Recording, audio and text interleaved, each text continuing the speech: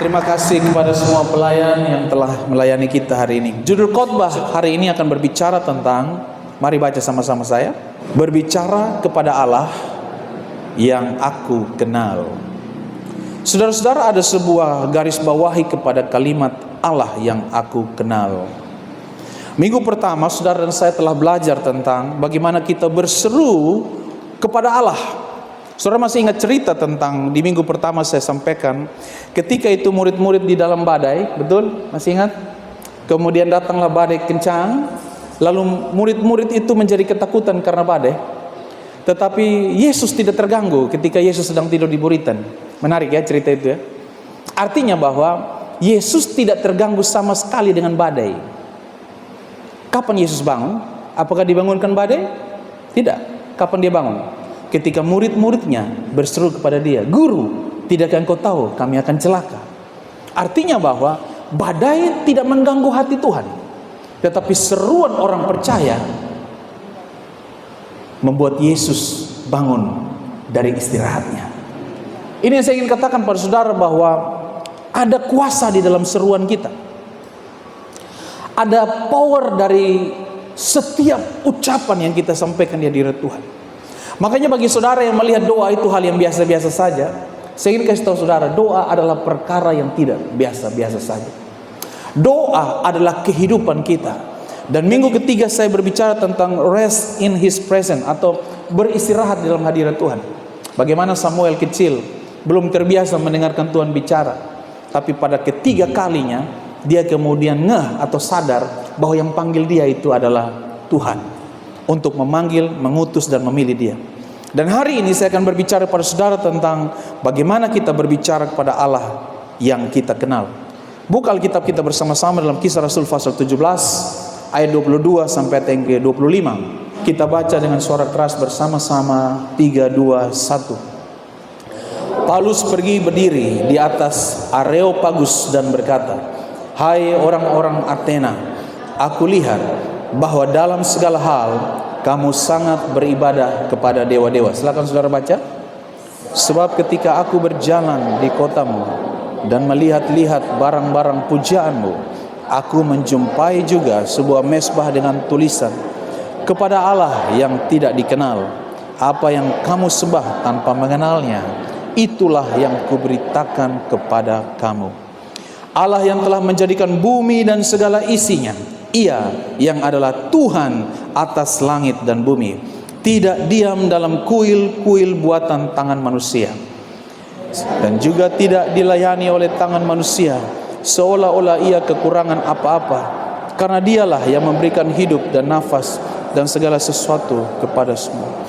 Saudara-saudara, cara mengungkapkan diskusi yang menarik antara saudara dan orang yang saudara kasihi adalah saudara punya waktu khusus dengan dia. Kalau saudara ingin berbicara kepada suami atau istrimu, saudara tentu akan minta waktunya. Ada sesuatu yang penting yang saya mau sampaikan. Setuju dengan saya?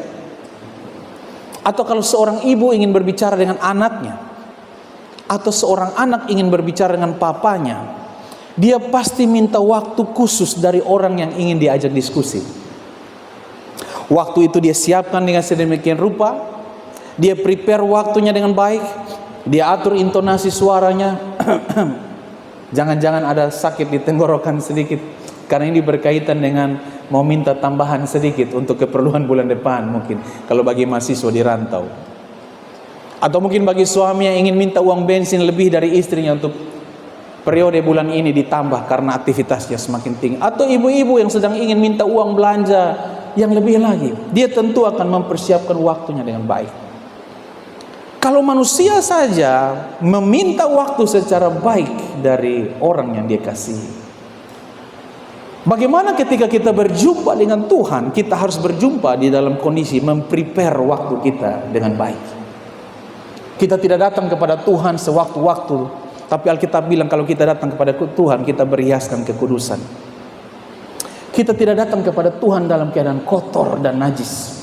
Kita datang kepada Tuhan dalam keadaan layak dan mempersiapkan diri dengan baik. Memang Tuhan tidak melihat rupa, Tapi cara kita berekspresi kepada kebaikan Tuhan menentukan bagaimana kita menghormati Tuhan di dalam hadirat. Ada yang ingin perbaiki dulu pakaiannya, sisir rambutnya baik-baik, karena dia mau berjumpa dengan Allah di atas segala Allah, Raja di atas segala Raja. Dia ingin berbicara dari hati ke hati dengan Tuhannya. Saudaraku, itulah waktu terindah ketika seseorang bisa ada di situ. Nah, kalau saudara ingin perhatikan apa yang terjadi di Athena ini, adalah suatu perjalanan di mana Paulus mulai pergi dari kota ke kota. Di saat Paulus mulai pergi kepada bangsa-bangsa non-Yahudi. Saya ingin saudara lanjut dulu melihat slide berikut, di mana saya akan menceritakan pada saudara tentang 4 situasi saat Paulus melakukan perjalanan pelayanannya di Athena. Yang pertama, situasi yang pertama, kalau saudara perhatikan di layar, dikatakan orang Athena dikenal sebagai apa? Orang yang sangat beribadah. Bukan hanya suka beribadah, tetapi Alkitab menerjemahkan sebagai orang yang sangat taat beribadah. Perhatikan di ayat 22, dia bilang begini. Paulus pergi berdiri di atas Areopagus dan berkata, "Hai orang-orang Athena, aku lihat bahwa dalam segala hal kamu apa? Sangat beribadah. Tetapi kepada siapa? Kepada dewa-dewa." Aktivitasnya sudah baik, kerajinannya luar biasa. Tapi kalau saya mau bilang ini kerajinan yang sia-sia. Kenapa kerajinan sia-sia? Alkitab kasih kata sangat di situ. Berarti dia mengeksplor hal yang terbaik yang dia bisa lakukan. Kalau dia pergi beribadah, dia pakai baju, pasti baju yang terbaik. Kalau dia berdoa, dia tidak pusing orang di kiri dan di kanan lagi ngapain, lagi lihat HP atau lagi ngapain. Kalau dia datang ke hadirat Tuhan, dia menyembah Tuhan, tidak peduli worship leader punya suara kiri atau kanan, musik bagus atau tidak, dia fokus menyembah Tuhannya dengan cara yang baik. Artinya bahwa orang-orang di Athena sedang memperagakan sebuah aktivitas beribadah yang Alkitab bilang sangat beribadah. Namun kata sangat ini diikuti oleh kalimat berikutnya, yaitu dikatakan beribadahnya kepada dewa-dewa. Ini yang saya katakan tadi sebagai kerajinan yang sia-sia. Kenapa sia-sia? Persiapannya bagus, aktivitasnya rajin, tapi targetnya meleset. Saudara-saudara, kalau saudara perhatikan, seorang pengkhotbah pernah berkata begini, ada 3 orang, jenis orang yang datang ketika mereka beribadah. Orang yang pertama adalah orang yang datang beribadah membawa keluhan. Ngeluh saja. Setiap dia berdoa isinya adalah keluhan saja. Keluhannya apa? Tidak puas. Tuhan, saya tidak puas dengan hidup saya. Tuhan, saya tidak puas dengan A, B, C, D yang ada pada saya. Seringkali saudara masih ingat saya bilang ini. Kita berdoa minta kacamata, tapi kita lupa bersyukur buat mata yang masih bisa melihat kan? Seolah-olah kalau kacamata baru tidak ada, damai sejahteranya juga tidak ada gitu. Kita ngotot berdoa minta sepatu baru, tapi kita lupa bersyukur buat kaki yang masih bisa melompat. Untuk apa ada sepatu di kaki yang tidak bisa digerakkan? Kita minta cincin yang baru di jari kita, tapi kita lupa jari yang bisa meremas makanan, memegang buah-buahan, memegang gelas dan lain sebagainya. Kita dipengaruhi oleh apa yang kita tidak miliki, tapi kita lupa bersyukur untuk apa yang sudah kita miliki. Ada jenis orang yang pertama datang hanya dengan keluhan. Saya percaya kalau saudara ketemu istrimu, suamimu, anakmu, atau siapapun yang saudara kasih, datang ke saudara isinya cuma begini, keluhan saja. Kira-kira enak tidak dengan orang itu? Ngeluh A, ngeluh B, ngeluh C, memberikan keluhan-keluhan tertentu yang pokoknya kalau ketemu dia tuh isinya keluhan saja. Kalau ketemu dia tuh isinya cuma apa? Komplain saja gitu. Enak atau tidak? Nah, coba kalau saudara, misalkan saudara membayangkan diri saudara ada di posisi Tuhan, ketemu dengan saudara yang datang kepada dia hanya isinya keluhan saja. Memang lebih baik mengeluh di Tuhan. Tapi kalau saudara datang mengeluh terus juga, Tuhan kau dulu udah terus. Tuhan bilang, lu nih datang sone puji sembah beta kau apa? Lu datang hanya mengeluh saja begitu. Tidak salah juga mengeluh, tapi keluhan itu tentu merupakan sesuatu yang boring. Jenis orang yang kedua, orang yang datang dengan posisi tangan tabalik begini. Saya tidak mau bilang tangan terlentang, tangan tabalik. Apa yang dia lakukan? Isinya apa? Hanya mau menerima saja. Aku datang ke Tuhan hari ini, aku dapat apa ya dari Tuhan? Aku menyembah Tuhan, aku dapat apa dari penyembahanku? Aku memberi persembahan, aku dapat apa sebagai imbalan dari persembahanku? Dong datang dengan tangan tabalik. Coba bilang kiri kanan. Coba lihat lu pun tangan tabalik kosong deh. Kenapa datang dengan tangan tabalik? Karena fokus mereka ketika mereka berjumpa dengan Allah adalah diri mereka dipuaskan. Ketika mereka datang kepada Allah, yang menjadi ciri utamanya adalah mereka mau kepentingan mereka dijawab oleh Tuhan ketika mereka datang pada Tuhan. Ini yang saya bilang spirit tangan tabalik. Hanya mau menerima, hanya mau take something from God, hanya mau terima sesuatu dari Tuhan. Tapi ada orang yang ketiga, fokusnya adalah kepada diri sendiri. Dia tidak peduli orang lain mau mati kok, mau berdiri kok, mau duduk kok, mau tidur. Pokoknya waktu saya datang kepada Tuhan, saya harus dipuaskan oleh Tuhan. Jadi dia bukan hanya tangan tabalik dan fokus internal hanya dirinya sendiri. Ini lebih parah. Di golongan mana kau saudara? Bagaimana ketika saudara datang di hadirat Tuhan? Keluhankah yang saudara bawa terus? Tangan tabalikkah? Ataukah datang hanya fokus pada diri, menjadi self-centris sedemikian rupa? Pertanyaannya, kalau saudara perhatikan di layar itu yang warna merah, kamu sangat beribadah, tetapi pertanyaannya begini saudara, kepada siapa kita beribadah? Itu penting. Amin. Kepada siapa kita beribadah? Memberikan arti kepada kata sangat itu. Sudah bagus beribadah, luar biasa sangat beribadah, tapi kepada Allah yang mana? That's a point. Kemudian yang kedua, sudahkah ibadah kita berkenan? Ini juga pengaruh. Amin. Coba kalau saudara ketemu orang yang saudara kasihi, saudara pasti akan berekspresi dengan dia. Kalau saudara datang kepada Tuhan, begini, ketika hati Bapamu tersentuh, dia tidak dapat menahan apa yang ada di tangannya, tanpa engkau meminta apa-apa. Karena yang Bapa inginkan adalah hubungan, bukan sekedar apa yang dia miliki yang saudara cari. Kadang-kadang kita cari tangan Tuhan, bukan mencari Tuhan. Tuhan suka kepada hubungan kita dengan Dia. Tuhan mencintai kita melebihi apa yang bisa diberikan pada kita. Saya mau kasih tahu begini, Dia tergila-gila memberkati kita, tapi Dia jauh lebih tergila-gila mendapatkan hatimu di hadapannya. Tuhan kita Tuhan yang baik.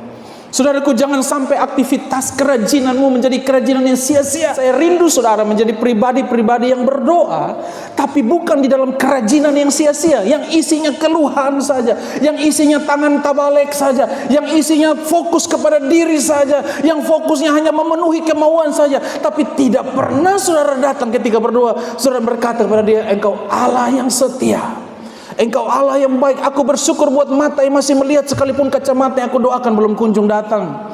Aku bersyukur buat kaki yang masih bisa bergerak, sekalipun sepatu yang aku idam-idamkan belum datang. Ketika aku jalan di gereja klotak, kletak, klotak, klotak. Tapi aku bersyukur Tuhan, karena kakiku masih bisa melompat ketika worship leader berkata, mari kita meninggikan nama Tuhan.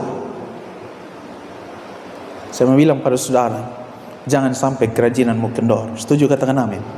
Hal yang kedua, situasi yang kedua ketika Paulus melayani di Athena pada ayat yang ke-23, mari baca bersama saya.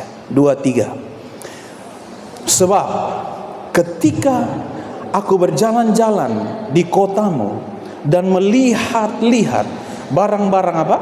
Pujaanmu, aku menjumpai juga sebuah mezbah dengan tulisan. Apa tulisannya?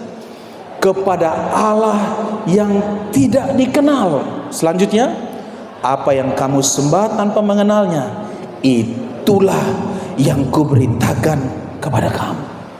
Situasi yang kedua ketika Paulus melayani di Athena adalah dia menjumpai orang Athena sangat suka beribadah. Garis bawahi kata sangat di ayat 22 tadi.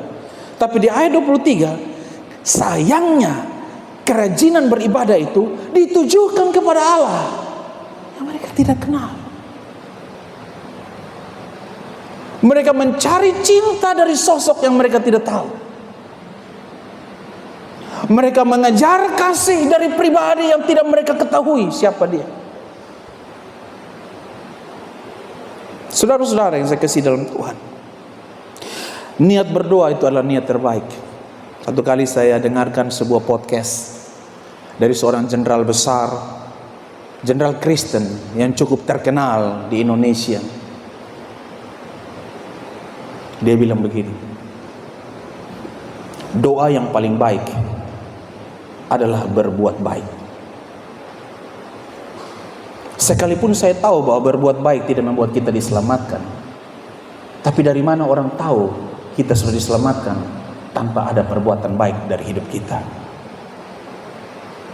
Jemaat Kairos yang saya cintai dan saya kasihi, bulan ini kita akan tutup topik doa. Tapi saya rindu saudara menjadi orang-orang yang berdoa dalam kehidupan saudara dengan penuh kesungguhan. Kenapa? Kunci masuk di hadirat Tuhan adalah doa-doa kita. Jangan pernah saudara tidak berdoa. Karena doa itu membuka sebuah kesempatan saudara menerima hal-hal baik dari Tuhan, lebih dari yang sekedar saudara doakan, lebih dari yang saudara pikirkan, saudara inginkan. Niat berdoa itu adalah niat terbaik. Namun kepada siapa kita berdoa adalah hal yang paling esensi. Karena begini, bagaimana mungkin kita investasikan hal yang terbaik dari hidup kita kepada sosok yang bahkan kita tidak kenal? Saudara bersama saya? Saudara lihat ada beberapa jenis orang yang berdoa. Di slide berikutnya, saudara ketemu dengan pribadi ini kan, Kisah Rasul 3:6 kan, saudara ketemu ketika Petrus waktu itu, ini di kisah yang lain. Pada ayat yang pertama coba saya baca ya. Pada suatu hari menjelang waktu sembahyang, yaitu pukul 3 petang, naiklah Petrus dan Yohanes ke bait Allah. Di situ ada seorang laki-laki yang lumpuh, yang sejak lahirnya, sehingga ia harus diusung. Tiap-tiap hari orang itu diletakkan dekat pintu gerbang bait Allah, yang bernama Gerbang Indah. Untuk apa? Meminta sedekah kepada orang yang masuk ke dalam bait Allah. Ketika orang itu melihat bahwa Petrus dan Yohanes hendak masuk ke bait Allah, ia meminta apa? Sedekah. Mereka menatap dia dan Petrus berkata, "Lihatlah kepada kami." Lalu orang itu menatap mereka dengan harapan akan mendapatkan sesuatu dari mereka. Apa yang terjadi?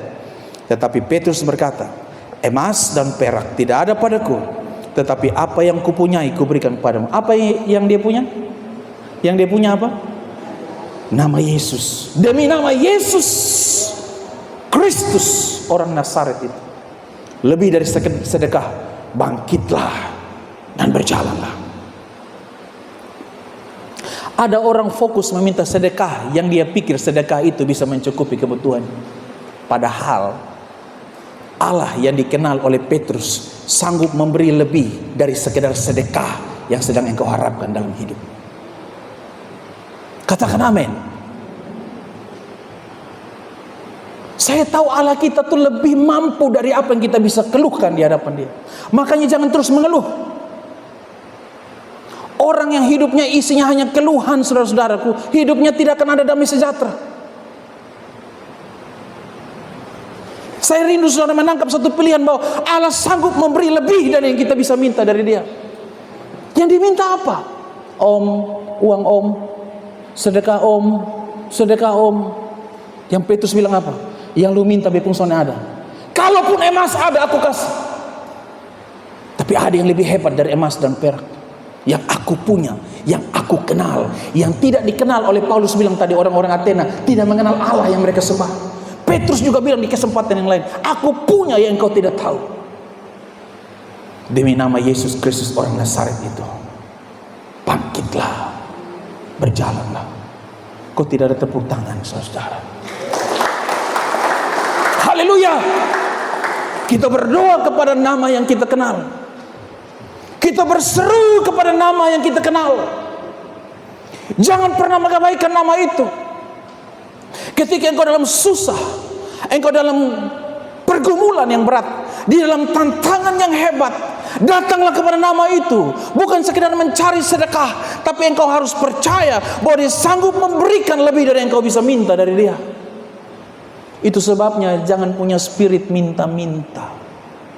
tetapi punya spirit berkata begini, Allahku akan memenuhi segala kebutuhanku menurut kekayaannya dan kemuliaannya. Kalau Allah kita kaya, kekayaan bukan masalah. Kalau Allah kita mulia, maka kemuliaannya akan diberikan. Tandukmu akan meninggi dalam kemuliaan Tuhan. Saya bersyukur saya menyembah Allah yang benar. Setuju, katakan amin. Di slide berikutnya, ini juga tentang sedekah. Kalau tadi berdoa dan meminta sedekah, kalau ini Kisah Rasul 10 ayat yang keempat, coba saudara perhatikan sama-sama saya. Ya, saudara bisa baca di Kisah Rasul 10 ayat 4. Saudara akan temukan seorang perwira. Perwira ini bernama Cornelius, seorang non-Yahudi. Tetapi saudaraku, walaupun dia orang non-Yahudi, dia menerima nama Yesus dalam hidupnya. Dan Petrus harus 3 kali mendapatkan penglihatan ada makanan haram turun dari sorga berbungkus kain putih, 3 kali. Sampai Allah berkata pada dia, apa yang kau nyatakan halal tidak boleh kau nyatakan haram. Ini bukan tentang makan daging babi dan daging RW. Ini tentang Gentiles atau orang-orang non-Yahudi yang dianggap tidak layak bagi kerajaan Allah. Ketika itu Petrus kemudian mengerti bahwa keselamatan juga datang untuk orang-orang non-Yahudi. Lalu di akhir penglihatannya, tiba-tiba pintu rumahnya diketuk. Dan dia diminta datang ke rumah Cornelius. Seisi rumahnya memberitakan firman Tuhan oleh Petrus. Ada yang lebih hebat dari yang saudara minta. Keselamatan pun Tuhan bisa berikan. Tepuk tangan yang meriah bagi Tuhan kita. Haleluya. Saya memberitakan dengan penuh sukacita kepada saudara bahwa di dalam nama Yesus bukan tersimpan kebutuhanmu saja, bahkan keselamatan pun sanggup diberikan kepada dia. Kisah Rasul 4 ayat 12 berkata, di bawah kolong langit ini tidak ada nama lain yang dapat disebut untuk kita bisa diselamatkan kecuali di dalam nama Yesus. Itu sebabnya orang Athena menyembah Allah yang mereka tidak kenal, tapi Paulus memberitakan Allah yang seharusnya mereka sembah. Siapa namanya? Yesus. Haleluya. Nama Yesuslah yang membuat kita diselamatkan. Nama Yesuslah yang membuat doa dan sedekah daripada orang yang bernama Cornelius ini sampai di hadirat Tuhan. Kisah Rasul 10 ayat 4 mencatat begini, ia menatap malaikat itu dan dengan takut ia berkata, ada apa Tuhan? Lalu jawab malaikat itu apa? Semua doamu dan apa? Sedekahmu telah naik ke hadirat Allah dan Allah mengingat engkau. Saudara-saudara ingat, kalau engkau memberi sesuatu di hadirat Tuhan, ingatlah, itulah sedekahmu untuk hal yang terbaik, menjadi dupa yang harum di hadirat Tuhan. Jangan berikan sesuatu yang tidak berisi penghormatanmu kepada Tuhan. Hindari hal-hal ritualitas. Hindari hal-hal seremonial. Memberi karena memang di gereja kita beribadah harus memberi. Atau di luar gereja kita lihat orang miskin di pinggir jalan, kita seperti tergerak hati kita. Bukan, engkau memberi bukan hanya sekedar tergerak hati. Itu level pertama. Level yang kedua, karena engkau mencintai Tuhan yang telah memberikan engkau berkat untuk bisa memberkati orang yang engkau tergerak hati itu. Dasarnya adalah kasih kepada Kristus. Hidupmu harus berubah. Kehidupan doamu tidak boleh jadi ritualitas. Kehidupan doamu tidak boleh menjadi perjalanan seremonial. Kehidupan doamu tidak boleh berisi hal-hal keluhan tangan tabalik semata. Tapi kehidupan doamu harus mencerminkan cintamu kepada Yesus. Orang Athena tidak tahu. Mereka sangat rajin beribadah, tapi mereka beribadah kepada Allah yang tidak mereka kenal. Cornelius berdoa memberi sedekah kepada Allah yang dia kenal. Perhatikan slide berikut. Di dalam Kisah 19 ayat 13 dan 15. Mari baca bersama saya. Juga beberapa tukang jampi Yahudi yang berjalan keliling di negeri itu mencoba menyebut nama Tuhan Yesus atas mereka yang kerasukan roh jahat dengan berseru apa? Katanya, aku menyumpahi kamu demi nama Yesus yang diberitakan oleh Paulus. Jadi begini, perhatikan saya. Mereka sedang berbicara nama Yesus yang bukan berasal dari hubungan pribadi mereka. Mereka berbicara nama Yesus yang diberitakan oleh Paulus. Paulus punya kerekatan pribadi. Dia numpang-numpang. Yang Paulus sembah itu, ini yang beta usir lu pakai itu nama yang Paulus sembah. Tanpa hubungan pribadi dengan Allah yang disembah oleh Paulus. Coba perhatikan ayat 15. Tetapi apa jawab roh jahat itu? Yesus aku kenal, Paulus aku ketahui, tetapi kamu, siapakah kamu? Bahkan iblis saja mengenal Yesus. Apa urusanmu dengan aku, hai anak Allah yang hidup? Ketika Yesus mendatangi seorang yang kerasukan setan, dan setan-setan berbicara kepadanya. Bahkan setan dan iblis pun mengenal nama Yesus. Ketika kita mengenal nama itu, doa-doa kita menjadi berbeda. Ketika kita mengenal nama Yesus, doa-doa kita tidak lagi berpusat pada diri kita, tapi berpusat kepada Allah yang kita kenal. Allah yang kita kenal itu mencintai kita lebih dari cara kita ingin dicintai. Dia memberikan lebih dari yang kita bisa minta dari Dia. Katakan amin. Dia Allah yang baik, Dia Allah yang hebat dan Allah yang luar biasa. Haleluya. Dia tidak pernah meninggalkan perbuatan tangannya. Apakah saudara dan saya hanya tahu satu arah tentang Yesus? Tetapi kita dikenal, bukan hanya kita kenal Dia, Dia mengenal kita. Mazmur 139 ayat 13 sampai 16 kalau saya bacakan bagi saudara. Sebab Engkaulah yang membentuk buah pinggangku, menenun aku dalam kandungan ibuku. Aku bersyukur kepadamu oleh karena kejadianku dahsyat dan ajaib. Ajaib apa yang Kau buat, dan jiwaku benar-benar menyadarinya. Tulang-tulangku tidak terlindung bagimu ketika aku dijadikan di tempat yang tersembunyi, dan aku direkam di bagian-bagian bumi yang paling bawah. Matamu melihat selagi aku bakal anak, dan dalam kitabmu semua tertulis hari-hari yang akan dibentuk sebelum ada satupun daripadanya. Dia mengenal kita lebih utama sebelum orang tua kita bisa mendengar tangisan kita. Oe, oe, oe. Bahkan ketika kita belum diketahui oleh mama kita bahwa kita ada dalam perut mama kita, Dia sudah tahu karena Dia terlibat dalam pembentukan dengan begitu detail. Dia menenun kita, Dia mengenal kita. Ini yang membuat hati saya bersyukur untuk bisa menyembah Allah ini. Memberitakan Allah ini adalah suatu kehormatan bagi saya, bahwa aku menyembah Allah yang aku kenal dan Allah yang mengenal aku. Setuju, katakan amin. Bilang kiri kanan, model kelu nih Tuhan kenal. Amin. Biar model kita begini, Tuhan kenal kita. Hitam kulitku, keriting rambutku, tapi begitu masuk salon, keluar sudah lurus. Anita, kenapa? Nah, kalau sudah keluar dari salon, Anita, kenapa? Karena sudah mulai ringan, sudah ionisasi. Sekalipun kulitmu hitam, rambutmu keriting, matamu belok, tetapi kita dibentuk oleh tangan Tuhan. Dia mengenal saudara dan saya sejak mulanya. Ada amin. Pelajarannya apa? Next slide. Pelajarannya adalah doa apapun isinya kepada Allah yang kita kenal mendatangkan jawaban. Apapun isinya. Tetapi syaratnya harus kepada Allah yang kita kenal dan yang mengenal kita. Amen, saudara. Apakah doa meminta sedekah seperti orang lumpuh itu?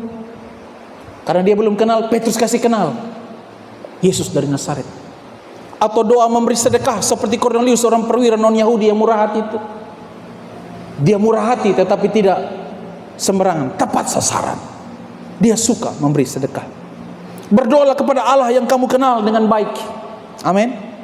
Saudara-saudara, saya dengar sebuah kesaksian yang bagus. Ada seorang worship leader yang cukup terkenal di negara ini. Suatu ketika dia diminta pelayanan di sebuah desa. Dan desa itu adalah desa yang tidak terlalu besar, dan gerejanya juga bukan gereja yang besar, gereja kecil. Kemudian orang yang undang dia bilang gini, Pak, Anda akan diundang ke gereja ini, tapi mohon maaf ya, gerejanya gereja kecil. Lalu worship leader yang terkenal ini dia berkata begini, tidak apa-apa, gerejanya kecil, tapi aku melayani Allah yang besar. Datanglah dia ke gereja itu.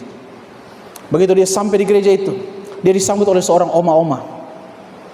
Dan oma ini kemudian menampar pipi daripada worship leader yang terkenal ini. Pak, pak. Aku takut ini hanya mimpi. Ternyata engkau sudah datang. Kamu kan yang kuasamu terlebih besar. Kamu kan yang nyanyi itu, bahkan dia tidak tahu siapa nama worship leader ini. Kamu tahu nggak? Oma punya cerita tentang kamu, tentang lagu yang kamu nyanyikan. Apa oma? Memang gereja itu tidak besar menurut dia. Ketika dia duduk, oma itu cerita, cucu oma yang pertama lahir. Dan begitu lahir, dia lahir dalam keadaan sudah meninggal.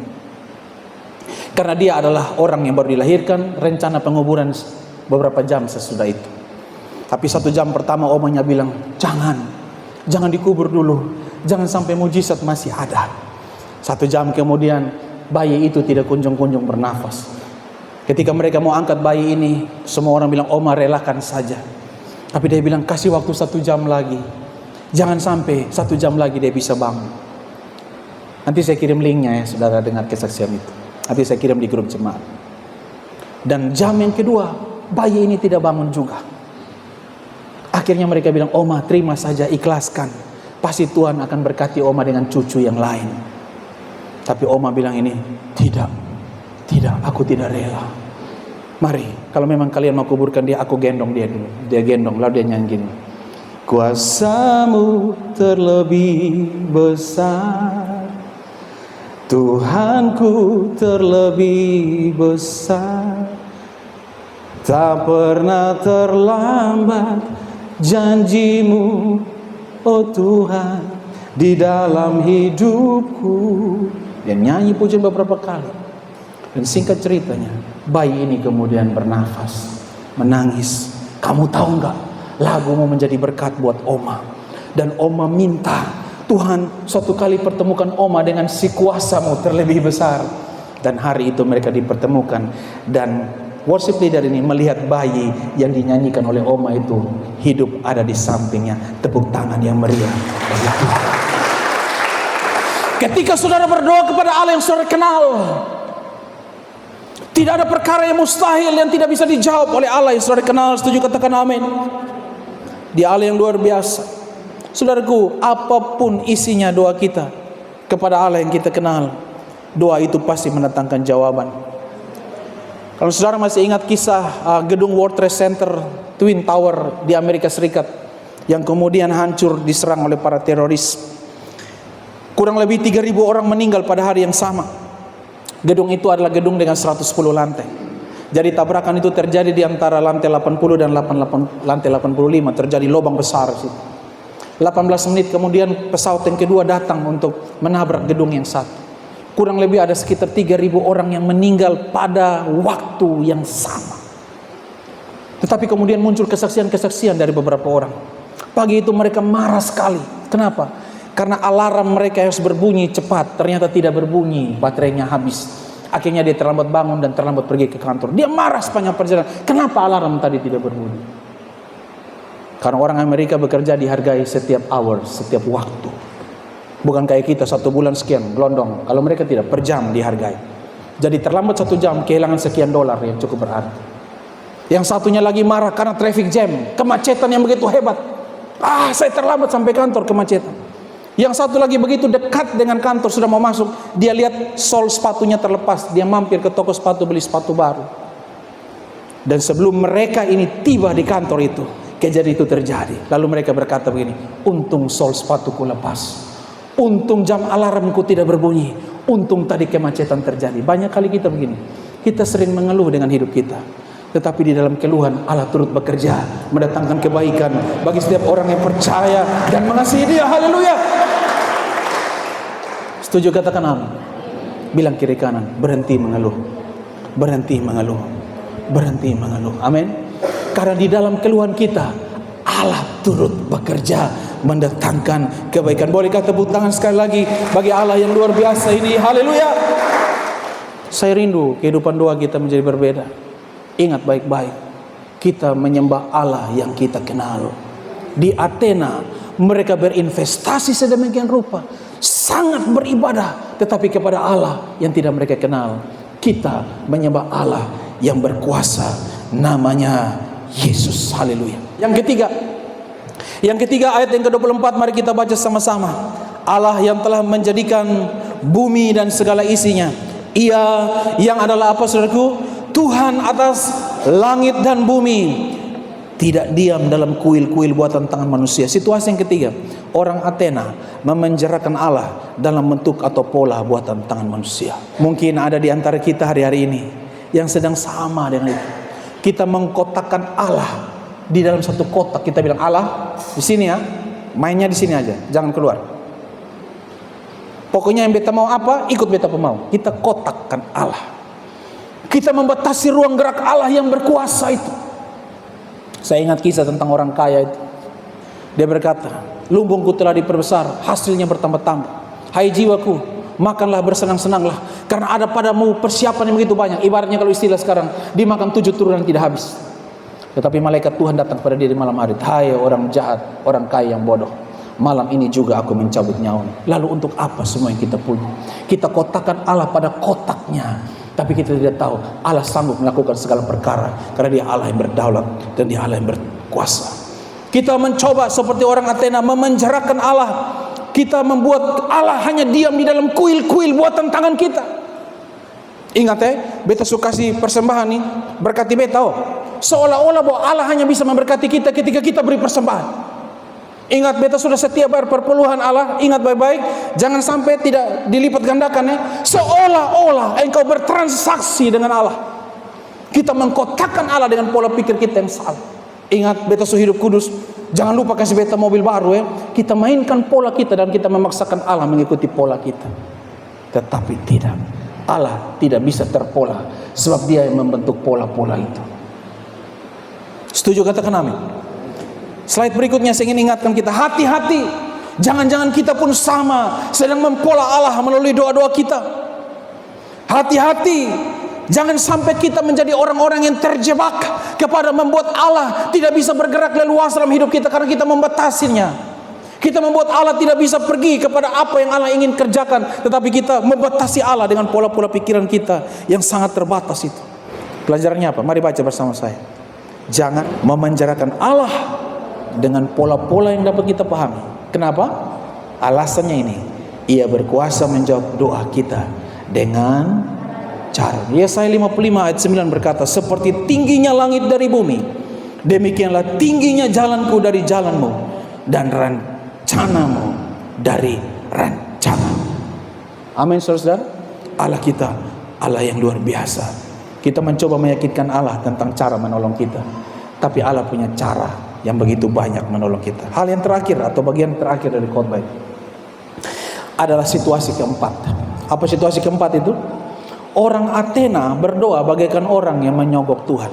Mari baca di ayat 25, ayat terakhir, 1, 2, dan 3. Dan juga tidak dilayani oleh apa? Tangan manusia. Perhatikan yang warna kuning. Seolah-olah ia kekurangan apa-apa, karena dialah yang memberikan hidup dan nafas dan segala sesuatu kepada semua orang. Itu Allah kita. Itu Allah yang diberitakan oleh Paulus di Athena. Orang Athena mencoba melihat Allah tidak sanggup berbuat apa. Mereka ingin menolong Allah mereka. Transaksional. Seolah-olah Allah kekurangan apa-apa. Jadi kita harus bikin ini supaya Allah senang. Kita harus beri ini supaya Allah senang. Tidak. Kita beri karena kita mengenal Dia. Kita hidup kudus karena kita mengenal Dia. Kita sangat rajin beribadah karena kita mengenal Dia. Kita layani Tuhan karena kita mengenal Dia. Saya berkhotbah karena saya mengenal Dia. Bukan supaya saya lebih dicintai oleh Dia, tapi karena saya tahu Allah yang saya kenal mencintai saya lebih dari apa yang bisa saya pikirkan tentang cintanya. Setuju, katakan amin. Saya rindu saudara pulang dari sini, saudara punya kehidupan doa yang penuh kemenangan. Kita lihat kesimpulan khotbah. 4 situasi yang terjadi di Athena saat Paulus melayani. Yang pertama apa? Situasi pertama apa? Kerajinan yang sia-sia.